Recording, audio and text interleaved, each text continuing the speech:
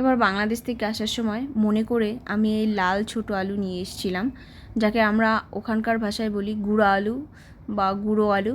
তো এই আলুগুলো সচরাচর এখানে পাওয়া যায় না, আমি দেখিনি আর কি কলকাতায়। তো এই জন্যই আর কি আমার আনা। আর ওখানে যে কদিন ছিলাম সে কদিন খেয়েছি লাল আলু ছোটো আলু। আর যে অল্প কয়েকদিনে ছিলাম তাতে তো আর সব রকমের পদ রান্না করে খাওয়া সম্ভব না। আর এখানে নিয়েও এসেছি, মামুনি এদের সবাইকে রান্না করে খাওয়াবো আর আমিও খাওয়াবো, যেহেতু ওই আলুটা এখানে পাওয়া যায় না, লাল ছোটো আলুটা। আজকে আমি রান্না করব হচ্ছে গিয়ে ডাঁটা দিয়ে আলু দিয়ে মাছের ঝোল।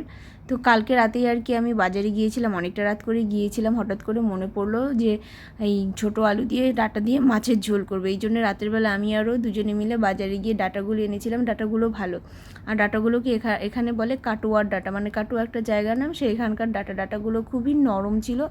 তো মাছটা রান্না করব, এই মাছ ছিল ছোটো আর কি কাতল মাছ ছিল। তো সেটাই আর কি আলু আর ডাঁটা দিয়ে রান্না করব।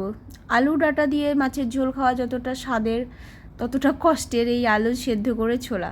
তো আমি আগেই আর কি সেদ্ধ করে খোসাগুলো ছাড়িয়ে নিয়েছি, তারপরে মাছ ভাজতে দিয়ে পাশে আর কি পেঁয়াজ আদা টমেটো করে ব্লেন্ড করে নিয়েছিলাম।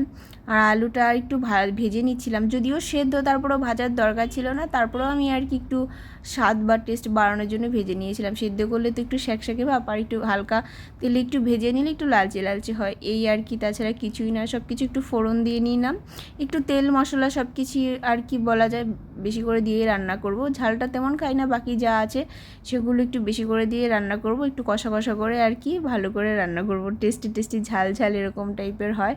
তো পেঁয়াজ মানে ফোড়ন দিয়ে তারপরে আমি পেঁয়াজটাকে ভেজে তারপরে এই মশলা পেস্ট যেটা ছিল ওইটা দিয়ে নাড়াচাড়া করছি, তারপরে দিয়ে দেবো হলুদ গুঁড়ো, জিরে গুঁড়ো, ধনে গুঁড়ো, তো যেই সব আর কি পাউডার দেওয়া দরকার সেই সব দিয়ে নাড়াচাড়া করে ভালো করে কষিয়ে নিয়ে দিয়ে দেবো সেই ভাজা আলুগুলো।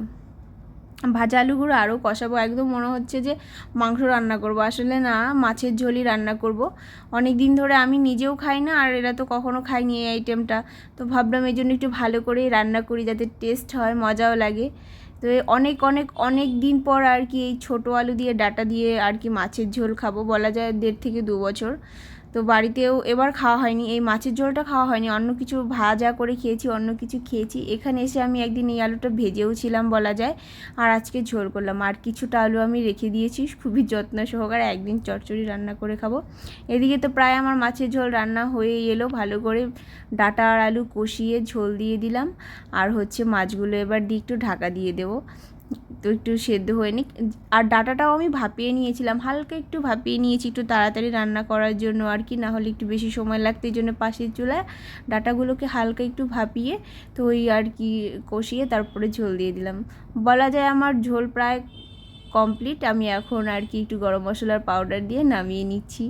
দেখে খুব ভালোই হচ্ছিল। তো তোমরা একটু বলো কেমন লাগছে। আমার কিন্তু মাছের ঝোলটা খুব ভালো লেগেছে, ওদেরও সবার খুব ভালো লেগেছিলো।